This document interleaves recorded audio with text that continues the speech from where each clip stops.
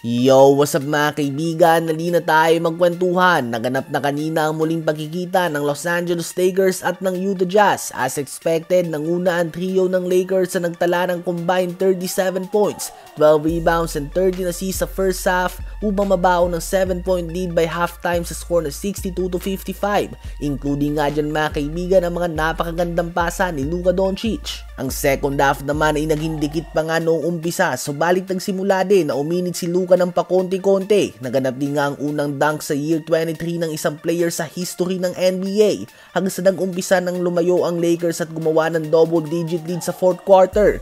Muntik pa nga silang makambak ng Utah Jazz, subalit sa huli ay nakuha nila ang kanilang ikalimang sunod na panalo sa score na 108-106. 33 points, 11 rebounds, 8 assists si Luka Doncic, 22 points, 10 rebounds, and 4 assists si Austin Reeves, at 17 points, 8 rebounds, and 6 assists si LeBron James. Monster game para kay Ivica Zubac. Nagtala siya ng 33 points and 18 big rebounds. Subalit ang ending nito ay tambak laban sa Cleveland Cavaliers sa score na 120-105.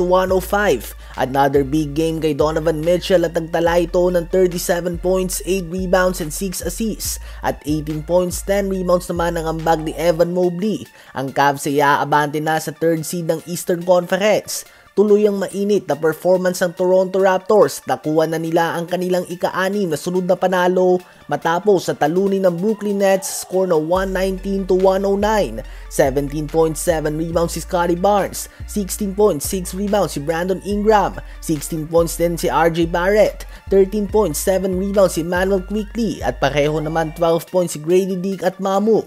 Ang Raptors ay mananatili sa second seed ng Eastern Conference, habang nakuha naman ang Miami Heat ng panalo laban sa Philadelphia 76ers sa score na 127-117.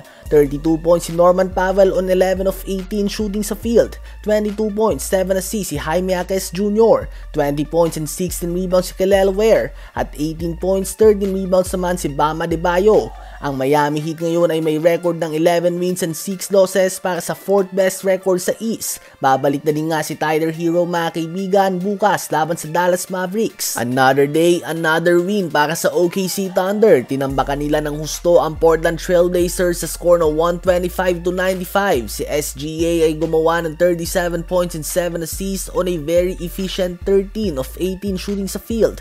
Once again, only playing 3 quarters dahil sa laki ng kanilang tambak sa kabilang team.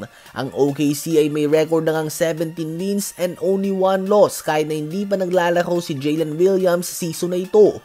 Tinalo naman ng Boston Celtics ang Orlando Magic sa score na 138-129. 35 points and 8 assists si Jaylen Brown, 23 points si Anthony Simons, 19 points and 8 assists si Peyton Pritchard, 16.7 rebounds, 5 assists, 2 steals and 3 blocks si Derrick White, 16.7 rebounds din si Josh Minot at 14 points naman kay Sam Hauser.